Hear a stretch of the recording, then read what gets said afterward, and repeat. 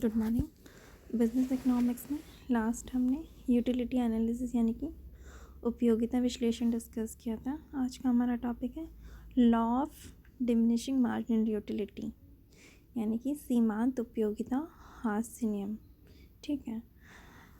So this law is an important and fundamental law of economics which was first scientifically explained by Gaussian and later on it was developed by Marshall। ठीक है, ये बहुत ही important and fundamental law है economics का जो scientifically explain किया गया था बाय गॉसिन। ठीक है, बाद में इसे और डेवलप किया गया मार्शल के द्वारा। ठीक है, and this law is based on the assumption that has consumer consumes more and more units of a commodity, its severity of wants declines, but due to this the marginal utility derived from the commodity also declines। कहने का मतलब है कि ये law assumption से based है कि भाई कंज्यूमर जैसे जैसे किसी भी एक वस्तु की या फिर कॉमोडिटी की यूनिट यानी उसकी इकाई को एक एक करके और ज़्यादा कंज्यूम करेगा तो उससे जो वस्तु से मार्जिनल यूटिलिटी मिल रही है वो क्या है, धीरे धीरे गिरने लगी यानी कि कम होने लगेगी। According to the Marshall the additional benefit which a person derives from a given increase of the stock of a thing diminishes with every increase in the stock that he has already has. ठीक है, अगर in short हम बात करें तो when a consumer for the satisfaction of his want consumes continuously unit of a commodity, the utility which he derives from the successive units goes on declining. This tendency in economic is known as law of diminishing marginal utility। ठीक है, कहने का मतलब है भाई consumer अपने satisfaction के लिए किसी कॉमोडिटी की यूनिट्स को या फिर वस्तु की इकाइयों को कंटिन्यू लगातार कंज्यूम करता है तो क्या होता है कि उससे जो यूटिलिटी है, उपयोगिता है, उससे जो मिल रही है उस एक एक इकाई से वो क्या धीरे धीरे गिरने लगती है, डिक्लाइन होने लगती है, कम होने लगती है। और इसी टेंडेंसी को हम इकोनॉमिक्स में अर्थशास्त्र में लॉ ऑफ डिमिनिशिंग मार्जिनलिटी कहते हैं। ठीक है, यानी कि जैसे जैसे हम किसी वस्तु का उपभोग करते हैं तो वैसे ही आवश्यकता की संतुष्टि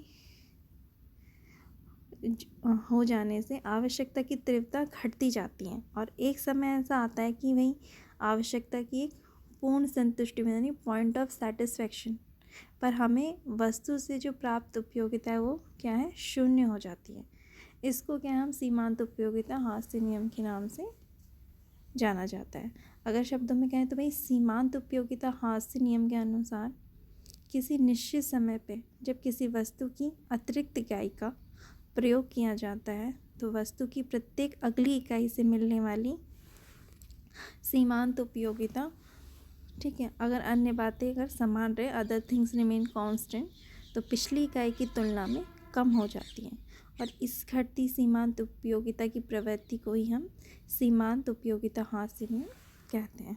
ठीक है, और जो सीमांत उपयोगिता में कमी की दर घटती बढ़ती या समान या परिवर्ती रहती है, चेंजेबल हो सकती है। ठीक है, तो ये तो हो गया लॉ सीमांत उपयोगिता हास्य नियम, है ना, यानी law of diminishing marginal utility.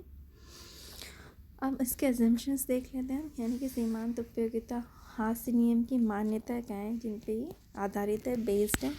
ठीक है, तो उसमें सबसे पहले है कि भाई पहले तो ये कि सीमांत उपयोगिता हास्य नियम लॉ ऑफ डिमिनिशिंग मार्जिनलिटी की परिभाषा में अन्य बातें समान रहे, है ना, ये जुड़ा हुआ है ये कि अदर थिंग्स रिमेन कांस्टेंट, यही इस नियम की मान्यता है और इसी पर इसकी सीमाएं यानी कि जो सीमाएं या मान्यताएं वो निर्भर करती हैं।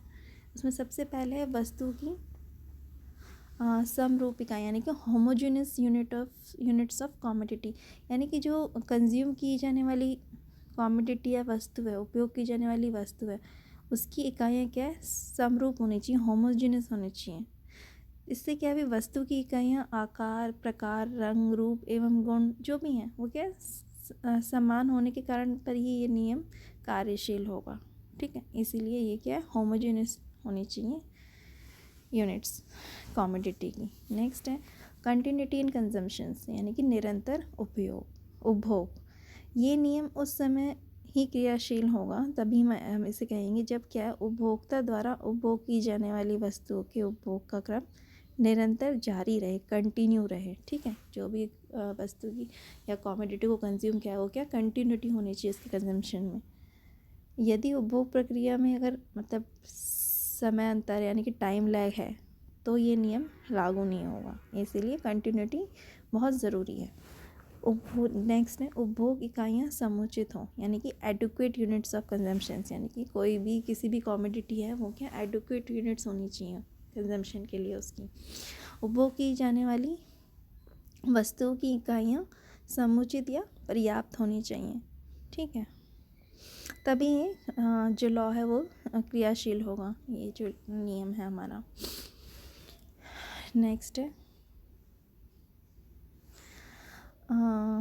Price of the commodity and it's substitutes should remain constant, यानी कि वस्तु तथा उसकी जो स्थापन है वस्तु है यानी उसके जो सब्स्टिट्यूट्स हैं उसके मूल्य में कोई परिवर्तन नहीं होना चाहिए। कहने का मतलब उपयोग की जाने वाली वस्तु और उसकी स्थापन यानी कि जो सब्स्टिट्यूट वस्तु है उसके मूल्य में कोई परिवर्तन नहीं होना चाहिए, वरना तो ये नियम क्रियाशील नहीं होगा। ठीक है, फिर है no change in mentality, no change in mentality of consumer, यानी कि ये नियम तभी क्रियाशील होगा जब उपभोक्ता की मानसिक स्थिति में कोई परिवर्तन नहीं होगा।